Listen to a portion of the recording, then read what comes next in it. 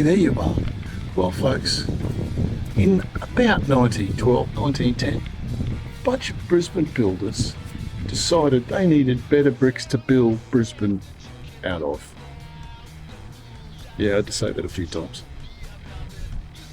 And they came up with this, the Brisbane Brickworks, or just known as Brisbane Bricks. The Brisbane Better Brick and Building Company. Brisbane Bricks. So what we're going to have a look at on this video is the evolution of this brickworks, and because we're all geo nerds, the type of stone and type of rock they used to make these bricks, which is very, very unique, and it doesn't exist anywhere else. These bricks look different because of this. Pro tip, it's weathered Brisbane phyllite. Bunya phyllite. God, I do that all the time, don't I? Anyway, we'll get there. So I think it's going to be an exciting ride. It's going to go from here to Strathpine. We're going all over the place. And if you dig the vibe, like and subscribe. And you know what I'm going to say. Let's rock.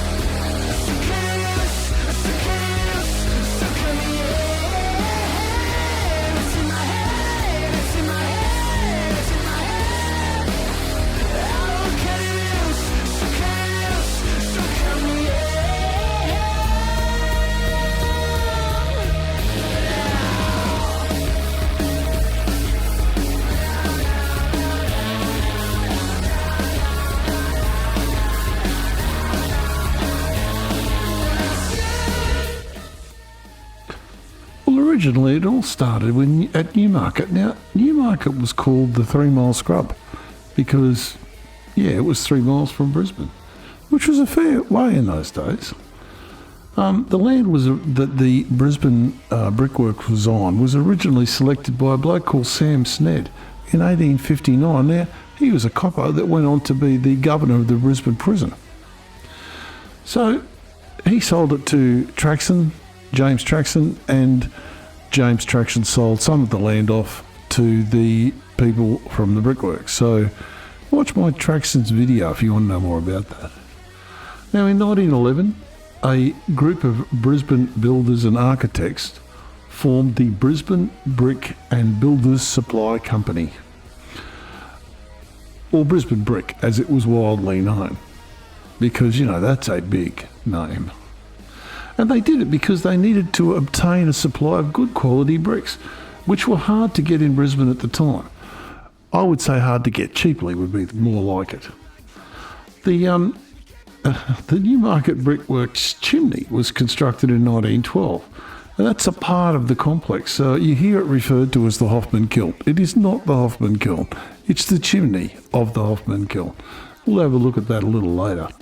Historically, brickworks are built close to the clay that the bricks are made out of because the stuff's heavy and you don't want to be transporting it anytime you don't want to. You have to. So on site there was a deposit of Brisbane phyllite. Now, our Brisbane phyllite, there you go again, Bunya phyllite. Our geology maps don't say that. They say it's not Bunya phyllite, but let me assure you it is. I've been there. And geology maps are not accurate to the metre. You know, we can't hang them on that. And I think they know what they were doing. So they took this stuff and they ground it up to a powder, and then they mixed it with water and they made it into a clay. And it made a very nice clay, and it produces a specifically dark red brick because of the minerals in it. And you'll see it around Brisbane. I'll show you some examples of it. So they pulverised it in big grinding pans, and then they pressed it, and then they turned it into bricks. Now, from 1912 to 1987, the site there made bricks, employed a hell of a lot of people locally. Quite a lot of little cottages are made out of bricks if you look around there, and they're all made out of those bricks. And at the time, it was producing 70,000 bricks a day. Hello, mental cripples. Sid's not here. You know, me and my bird Deirdre was out for a walk the other night. Sort of window shopping, you know, how the plebs do. Anyway, in one window, Deirdre sees this diamond bracelet. She says, Saturday, I would really love to have that. So picks up a brick, smashes the window and gives it to her. 10 minutes later, in this other window, she sees this leather outfit. Real nice it was. She says, Sydney, I'd love to have that. I says, wait a minute, do you think I'm made of bricks? Yeah, think about that, a day. And all that clay was coming out of that hillside. We'll have a look into that very soon. But by the 1950s, of course, the clay supply at Newmarket was running short. They'd, as you'll see by the stuff I show you soon, they'd mined up to the houses, quarried right up to the houses. They were going to have to start buying houses and demolishing streets, and that was never going to happen. So they moved and they opened a new site at Strathpine in 1961 on top of a massive clay deposit out there, and we'll also have a look at that.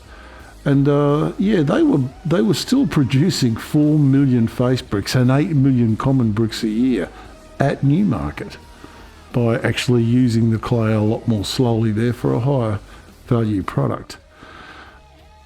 Newmarket continued by PGH Industries till 1981 when the Brickworks was shut down, and they decided to, 1987, and they demolished it and subdivided the site. And that's just happening again. They're subdividing it yet again. We'll have a look at that. The building's demolished with a Hoffman kiln. They actually knocked the kiln down because it was buggered. It was 60 years old. It'd have been knackered, but they kept the brick chimney, which I think's lovely. Now, here's a question for you. The brick chimney. Where did the bricks come from to make the chimney? You couldn't make bricks on the site until you had the chimney, but you had to make the chimney. They must have bought the bricks somewhere else. Can't find a word about it in the history books. If anyone knows anything, flick the info my way. So anyway, a little bit about the Hoffman kiln, by the way. It was named after a guy called Friedrich Hoffmann. He's an Austrian. He invented the technique in about 1860, and it was simply the first economic and efficient method of drying and firing bricks simultaneously. So you were there was no shutting the furnace down and emptying it. You just did it continuously, and they ducted the hot air around to achieve what they wanted to achieve. I'll show you some images of that. So that was the Newmarket Brickworks.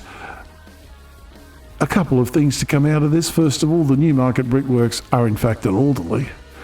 So there are millions of bricks out there with the word Newmarket stamped on them that were all made in Alderley. Yes, I know the boundaries might have moved, but Alderley's been around a long time. There's an Alderley railway station there. That was 100 and something years ago.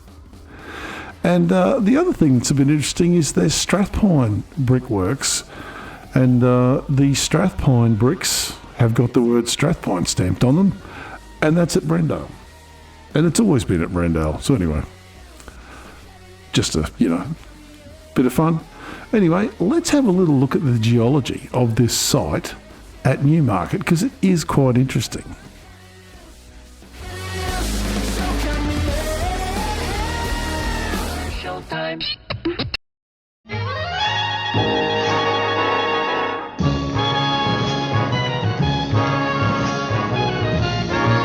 Hey Geo Nerds, I don't need no Himalayan Shangri-La to get my superpowers.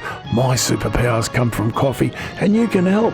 Click on the QR code at the end of this and you can buy me a coffee. Thanks very much in advance.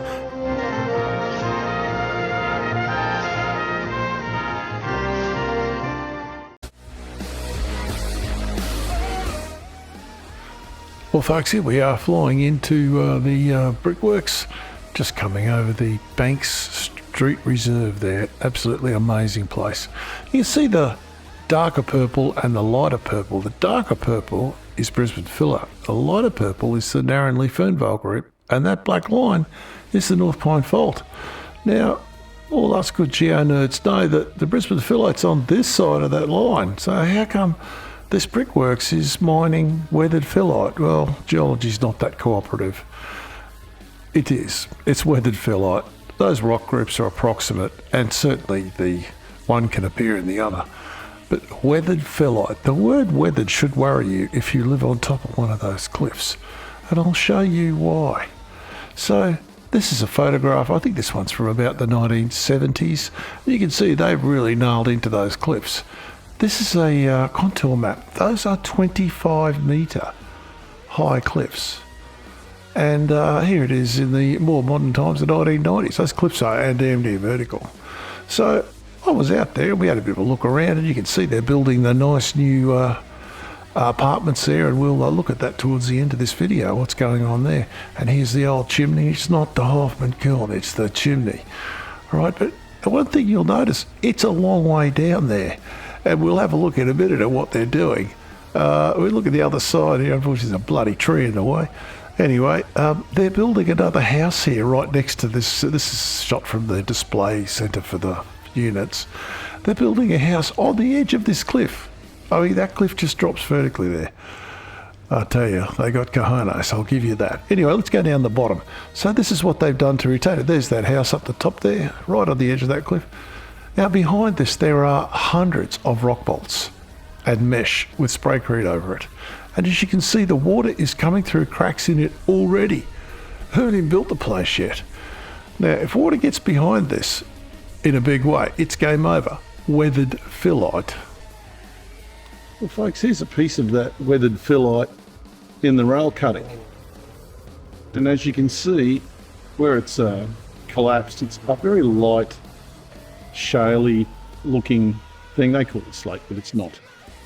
I've got a piece of it. We'll put it under the microscope when we get back and check it out.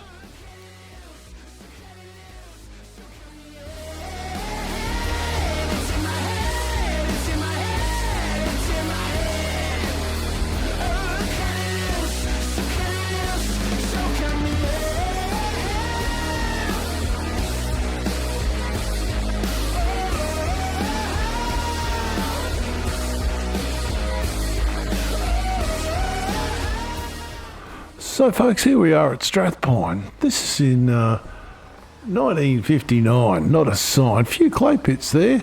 Oh, here comes a Brickworks. 1964, you can see she's going. By 1967, that is the Brickworks of Strathpine that I knew. So why is it there? Well, there's a lot of clay out there, but more importantly, clay minerals. This uriny yellow colour is the Petrie Formation, and it contains a lot of siltstones. Let's have a look at where it was in relationship to the modern society. So there we go. Look at that. The roads line up. Who'd have thought, eh? Now that thumbing great big warehouse that's built on top of is the Aldi warehouse. And you can see its perimeter road actually respects the old PGH road. Amazing. Just a few points, folks, in this 1967 aerial photo might help. This red line is the old North Road. Going past Kentucky Fried there at a few servos now. It was just a bush track then. It was a bush track when I was growing up out there. And this bit on the corner here, of course, as you'll probably now recognise, is the massive big Bunnings store at Brendale. And that clay pit over the road is still there. It's now called a bird reserve or something.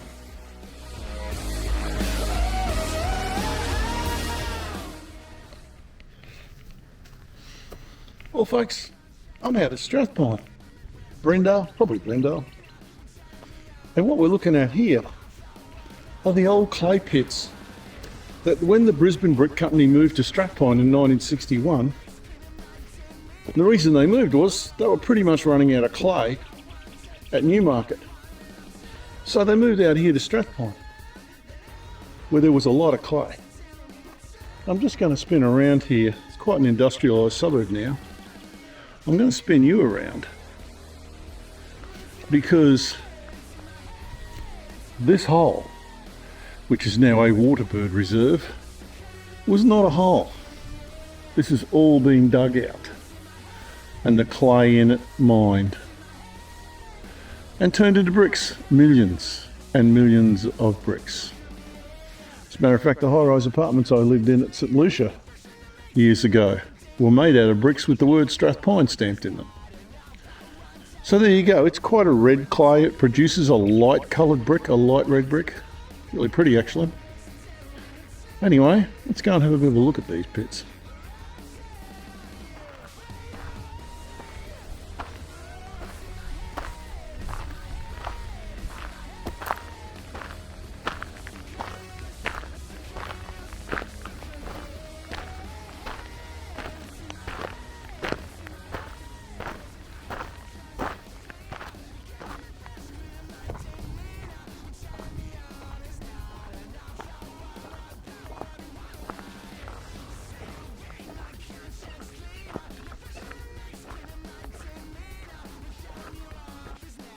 While we're out here at Strathpine, there is an absolute metric crap ton of these retaining walls, massive granite retaining walls. I'm telling you, this is definitely Capera granite. Inaugural granite if you want to be technical. But this stuff is everywhere out here. It's amazing. Now folks, this is what the clay pits at Strathpine might have looked like had I remembered to press record on my video camera when I recorded them all for you a couple of weeks ago. So you may have to use your imaginations a little. They were mined by a combination of hydraulic mining, which is where they fire high pressure water into the clay to remove the minerals, and they dug the stuff out and took it up and crushed it and did a bit of everything. Anyway, that's the clay pits at Strathpine. I think these ones are actually in Africa, but anyway. They'll do for now. It's the thought that counts, remember that.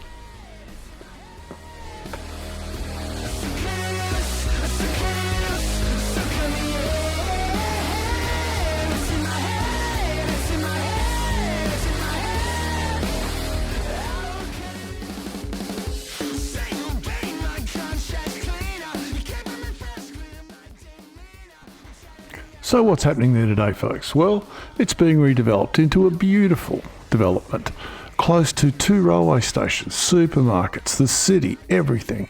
Very, very good looking, expensive units. Not going to solve the housing crisis, but hey, it's good fun. My concern is one and one only. 25 metres of weathered phyllite being held up by a bunch of spraycrete rock bolts and mesh. And it's all coming down. One day. But what day? That's the question.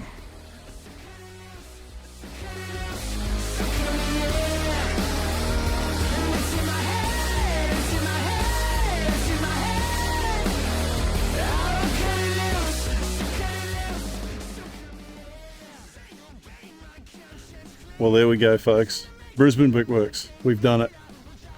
All you ever wanted to know about the Brisbane Brickworks. And some. A lot of brickworks in Brisbane in the late 1800s, early 1900s. This place was producing, as I might have said earlier, 70,000 bricks a day. That's a lot. Anyway, there was a bunch of families involved in brickworking in Brisbane. One down at Sandgate was called the Shepherd family. And they are on a lot of buildings at Sandgate. You'll see shepherds. Apparently they were suspected of being collaborators with the Germans in World War I. Yes, we had a shepherd spy. If you dig the vibe, despite that joke, like and subscribe. And you know what I'm going to say. Keep rocking. T-Rex out. Oi, wait for me.